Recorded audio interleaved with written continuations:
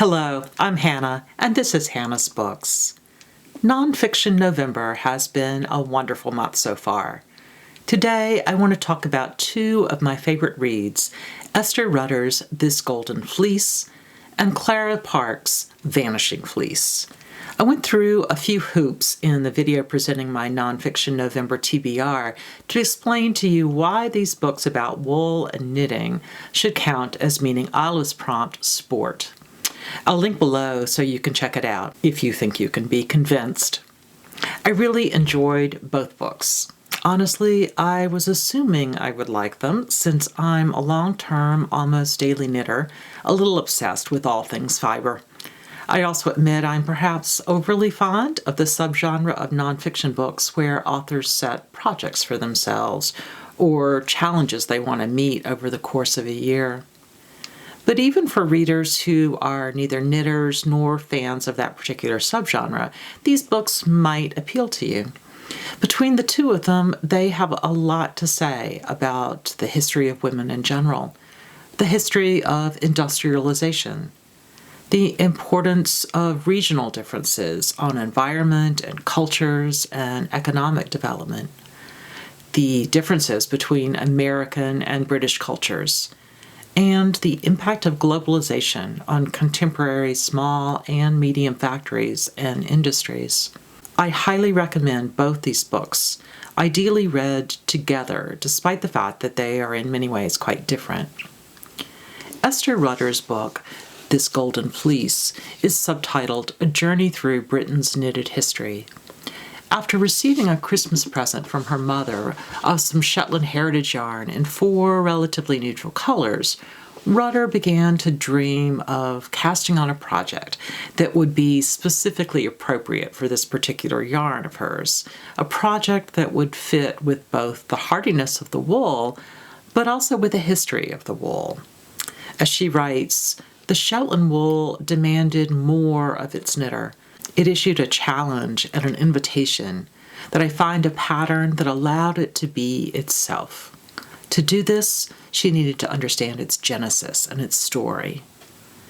The gifted skeins from her mother set Rutter on a path to explore what she calls the woolen thread that runs through British history, from Stone Age Britons to the present, from ancient spindle whorls from Shetland to Jersey, to the history of mill towns in Yorkshire, to the knitters of pink pussy hats across the country and the world.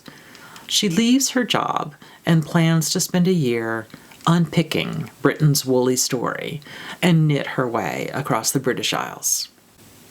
The author reminds us that knitting is fundamentally about binding together, not only binding wool to wool, but wool to sheep and sheep to place. She serves as our travel companion and shares what she learns, both about the environment and historical roots of regional knitting traditions. It's a fascinating story. As she traces the history of knitting, she also traces a history of economics, of everything from tenant farmers and land enclosures to wool acts and the impact of early industrialization. She also shows the specific history of women, since the significant majority of knitters were women. We learn about how their work contributed to the economic lives of their communities, and also how assumptions about gender shaped those roles, and how industrialization changed those roles. Early in the book, while exploring the development of language in the context of fiber, she points to a link I had never thought of, that text and textile are related, sharing the same Latin root, a word which means to weave. Rutter writes, our terms for working with wool and words intertwine, and her own words are lovely. This story, while fairly straightforward and accessible to all readers, is beautifully crafted. Rutter's prose is simple, but poetic.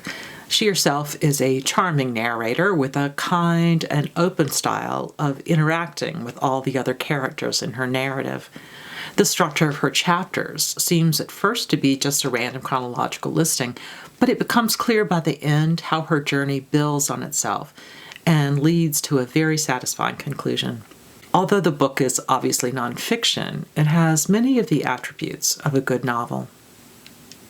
One of my favorite chapters is the author's exploration of ganseys, that is, the heavy and dense fisherman sweaters, often navy blue, but sometimes cream or gray or even red, patterned with sequences of knit and purl stitches to create tight, textured knitting to both repel wind and water, as well as express symbology. Knitters could arrange knits and purls to create maritime imagery, for example, flags at attention, birds flying overhead, or ocean waves lapping on the shore. After her investigations into the history of ganseys, Rutter casts on one of her own, which she plans to knit for her father. She talks about how measuring his chest to make sure the sweater will fit puts her in closer contact with him than she's been in years. The idea of knitting binding things together is taken here to the intimate level of the closeness between parent and child. She plots out what she will knit, a series of knit and purl stitches to create a landscape of patterns appropriate for her father, a man who is not a fisherman, but a gardener. She charts motifs such as the ridge and furrow pattern and moss stitch, and also a tree of life pattern. The enormous project sees her throughout the year, although she knits smaller projects for each month and each place she visits. Ganseys have always been a labor of love as much as necessity, she says. This one is no different. The author travels through Britain and travels through history, showing us the places and cultures that create particular fiber traditions and specific styles of knitting. One of the most interesting to me comes near the end. While Rutter is visiting a museum of history outside Cardiff in Wales, a museum with a collection of antique knitwear, she runs across a pair of immaculate cream-colored stockings with the owner's name knitted in cherry red near the garter band at the top.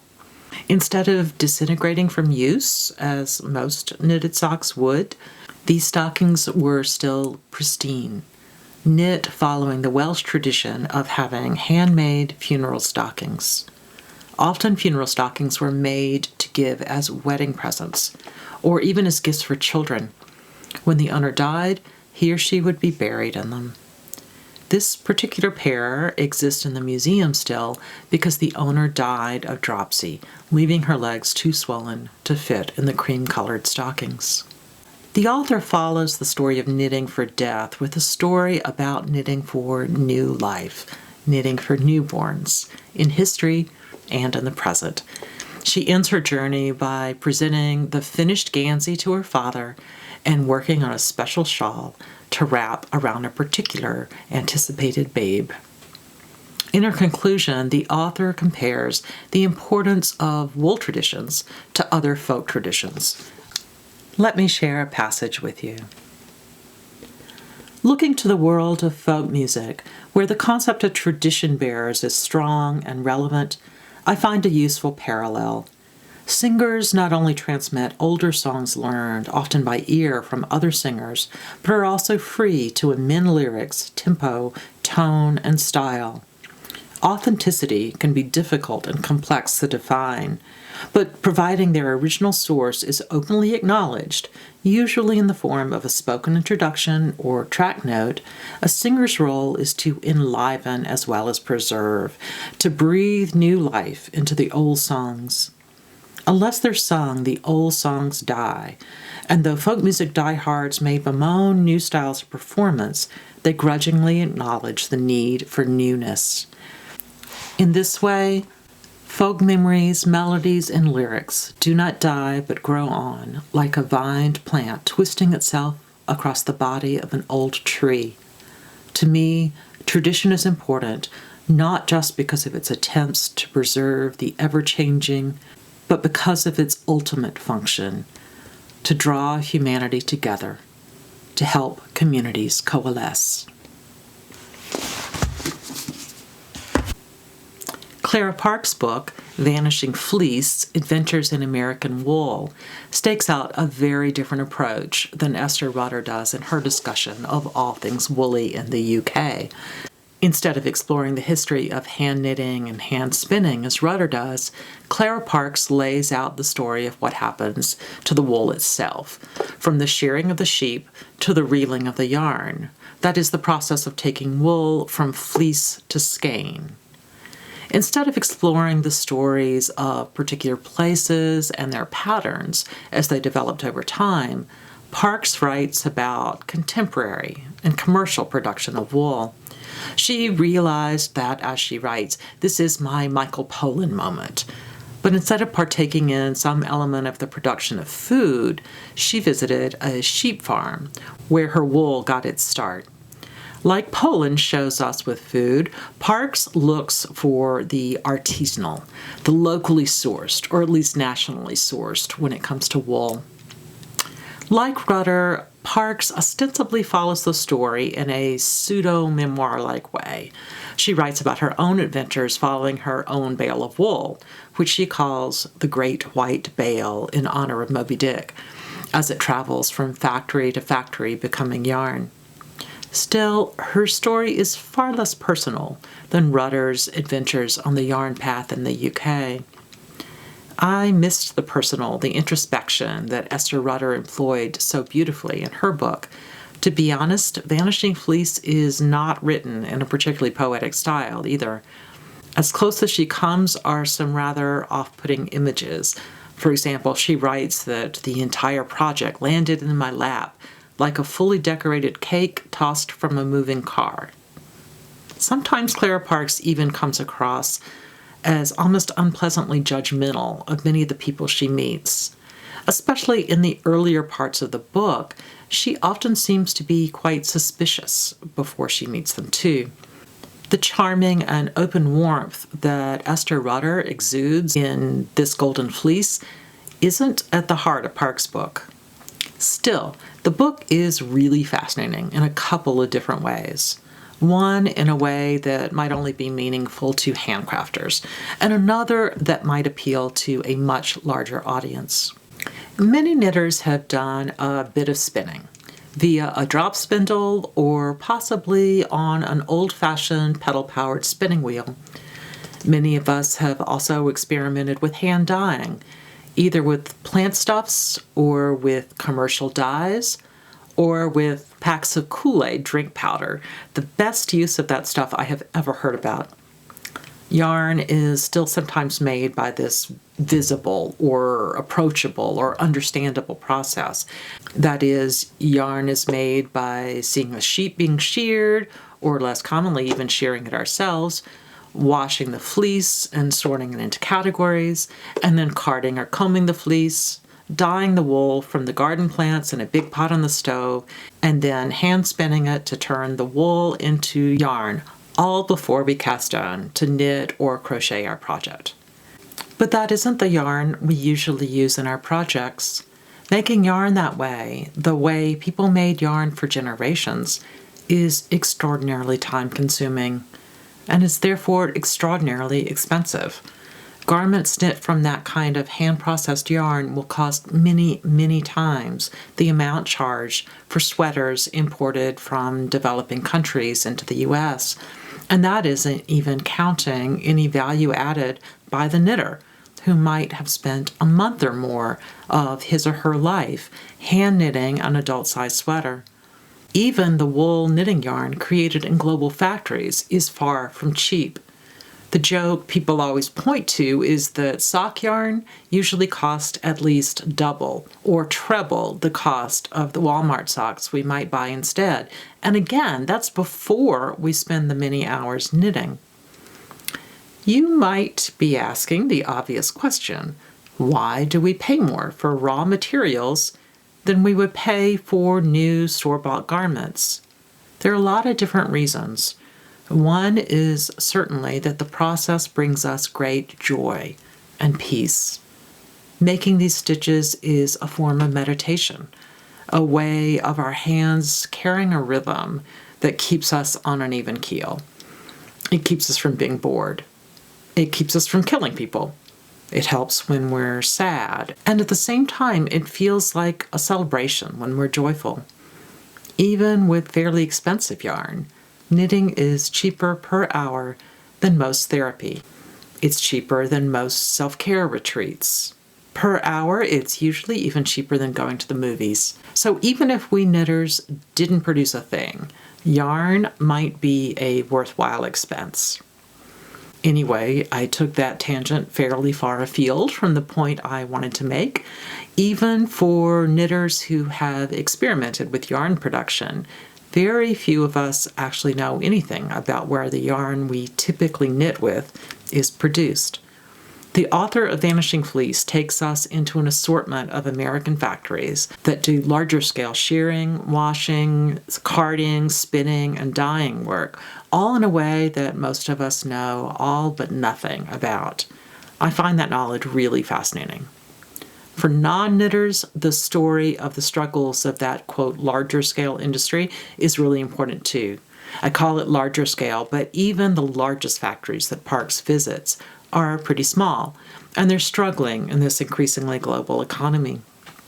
One large spinnery she visited seemed to get by financially only because of two large contracts. One with the United States Navy and its 100% wool peacoats. The other with a baseball manufacturer. Yes, they spin the wool that makes up the interior of the balls. Yet another reason why this prompt meets the nonfiction sport prompt. Unfortunately, after the author's visit to the factory, but before the publication of her book, the U.S. Navy announced plans to phase out wool peacoats and replace them with synthetic parkas. The coats will be made, as Parkes writes, from fibers that come from an oil barrel, which will never biodegrade. In other words, the suffering of American manufacturing of yarn, along with so much other American manufacturing, is not only economically hurtful to American workers, but also often hurtful to the environment. At the end of the book, Parkes circles back to comparisons with more conscious food choices. Just as we are vigilant about the food that goes into our bodies, she writes, so we must be more mindful of what we put on them. She ends her book with this clarion call to be conscious consumers, to be aware of where our yarn and clothing comes from, just as we have learned to be conscious of where and how our food is grown and processed. Although Vanishing Fleece is not a poetic book full of cultural history and cozy personal stories, it is an important book about changing economics and currently changing lifestyles in the face of globalization. So, I am eager to get started on my next book for Nonfiction November, although I've not quite decided which book on my stack to pick. Before I do, I think I have to go sit in my rocking chair, pick up my current project, and knit a few rows. Thanks for joining me today. See you soon.